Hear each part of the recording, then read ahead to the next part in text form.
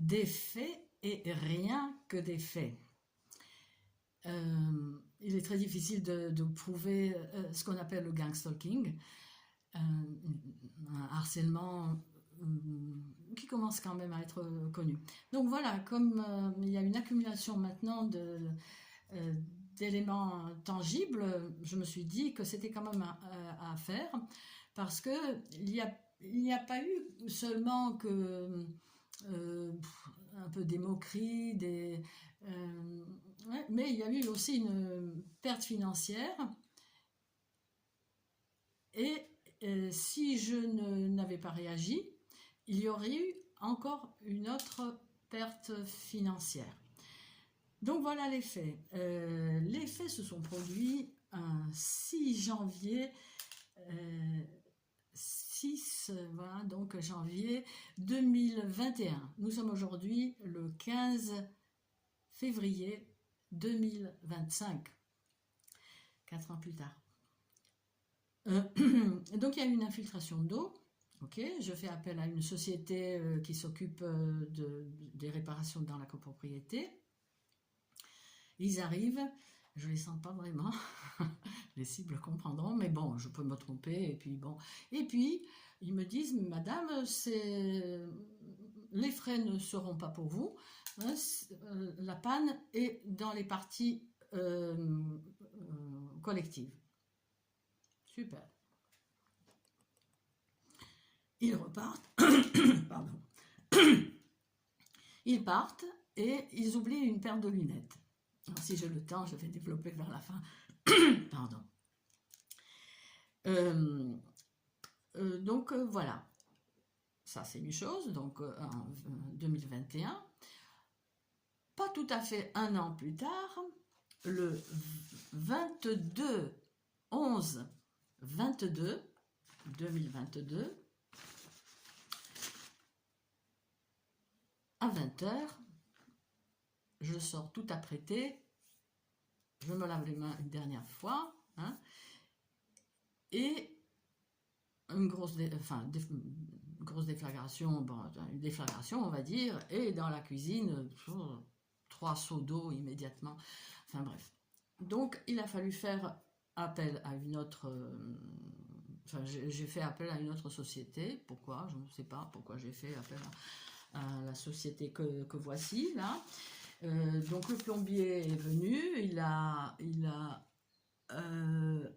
demandé une somme modique de 58 €, enfin le plombier de la société, 58 € pour la recherche de panne. Mon assureur, l'Alliance, me dit c'est pas une recherche de fuite, c'est une. Enfin bref, donc j'ai pas été remboursée. Et donc le gars de me dire que le tuyau posé par la société précédente était mal mis et que à chaque fois que l'eau chaude était tirée, il frottait. Je vous montre comment il frottait. Attendez, j'espère que. Voilà. Enfin, je ne peux pas le montrer, mais vous voyez le tuyau. Voilà, ça c'est donc un autre tuyau devant. Ça c'est le mur. Et donc le voici, ce tuyau. On se demande contre quoi il frotte. Mais voilà ce qui m'a été dit. Très bien. Donc, ce tuyau, je regarde tout. Le voici. Ce tuyau, le voici. Donc ce qu'on peut voir assez bien, c'est en effet la partie métallique qui est donc abîmée. Mais ce qui est intéressant, c'est que dedans l'espèce de chambre à air, quoi, et elle est cisaillée de manière chirurgicale. Vous savez qu'on peut faire beaucoup de choses à distance, hein, avec une précision chirurgicale d'ailleurs. Donc voilà ce tuyau, ce pauvre tuyau a été réparé pour la modique somme de... Tout a été réparé, hein, donc pour la modique somme, est-ce que j'ai mes lunettes? Voilà, où est-ce qu'elle est la somme? Elle est là, voilà, tout payé, c'est bien vu, ouais, payé, donc voilà. Vous remarquez que mon nom, est-ce qu'il est, ouais, on le voit bien, il est bien orthographié, hein, parce que c'est pour la facture, un document officiel. Mais, enfin, parce que ça n'a pas été le cas au moins 2 ou 3 fois. C'est-à-dire la société que voici savait très bien que je ne serais pas remboursée, hein, que je serais éventuellement remboursée pour la recherche de fuite, mais voilà, et que donc ils ont pu se permettre peut-être quelques 2-3 trucs que j'ai notés entre-temps parce que je me rappellerai plus. Mon nom de famille systématiquement estropié malgré mon appel téléphonique juste pour ça, parce que je voulais que pour l'assurance, ça sera bien fait, bien orthographié. J'ai un nom étranger, mais franchement, dans le coin, hein, je suis à Nice, il y a pire, hein, il y a plus complexe, on va dire. Plus inhabituel, hein, avec moins de voyelles hein, que les consonnes. Donc, je téléphone pour qu'ils orthographient correctement mon nom, avant la facture finale là, que je viens de vous montrer. Par la suite, il m'envoie donc une facture où le nom sera écrit correctement, mais c'est mon prénom qui sera totalement changé. Je vous le montre.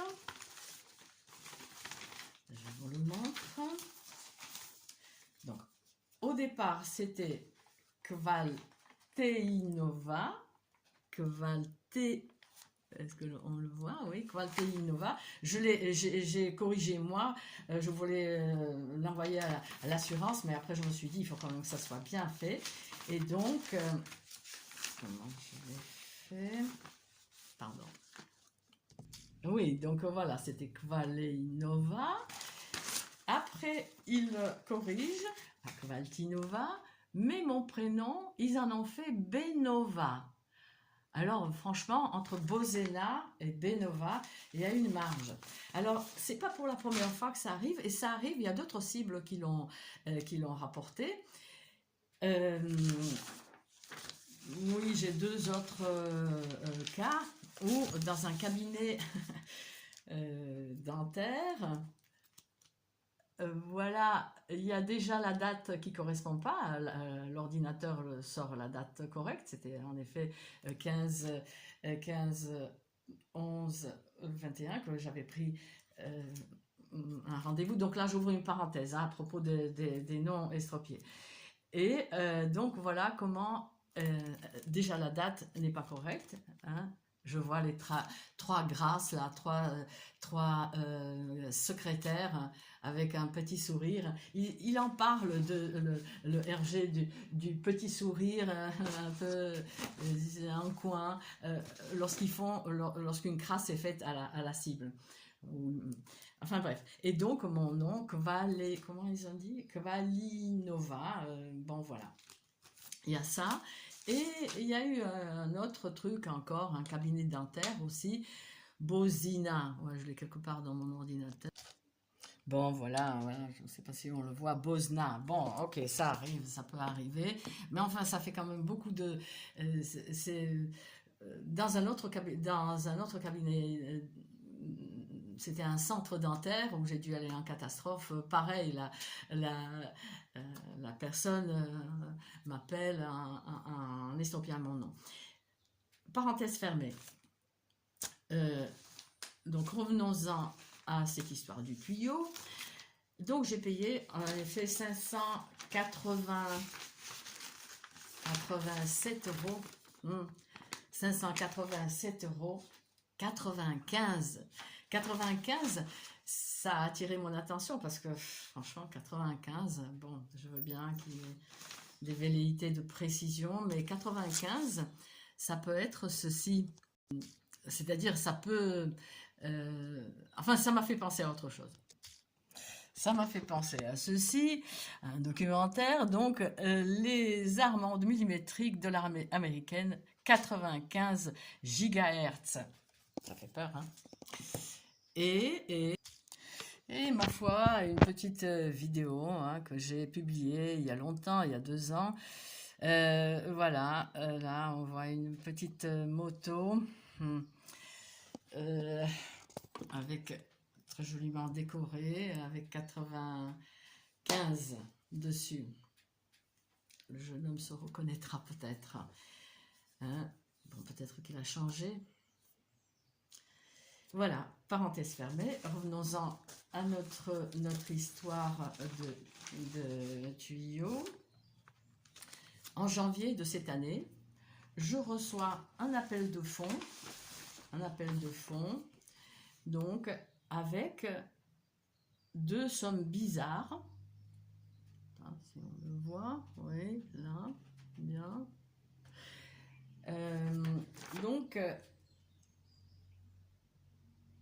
intervention pour recherche, fuite et rapport, 22 222,20 €. Et donc une réparation fuite 99,99.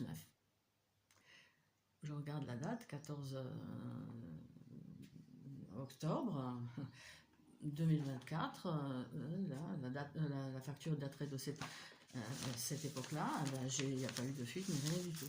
Alors j'ai pu me procurer donc la facture qui correspond à ça via donc une personne qui a bien voulu s'en occuper, et je l'en remercie. On a des gens bien autour de nous aussi, hein, on n'est pas parano, hein, on n'est pas des paranos. Et donc voilà la facture, donc la société, la toute première, hein, donc le tuyau, hein, celui-ci, hein, qu'elle a installé. C'est bien détaillé, c'est bien. Et donc il y a la somme 222,20 € et 99 € pour enfin ce qu'ils disent là. D'accord, voilà. Donc c'était pas pour ma part, mais finalement si. Alors je ne sais pas ce qui s'est passé.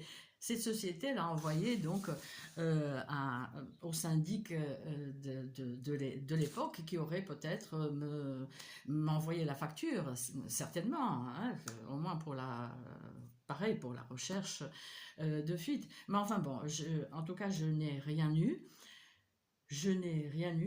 Mais voilà, 4 ans plus tard, on demande des sous pour un tuyau qui au fond me coûterait donc 587,95 plus 222,20 plus 99 €. Donc ça fait trop cher payé pour un tuyau qui n'a pas tenu et qui est abîmé un peu bizarrement. Donc voilà.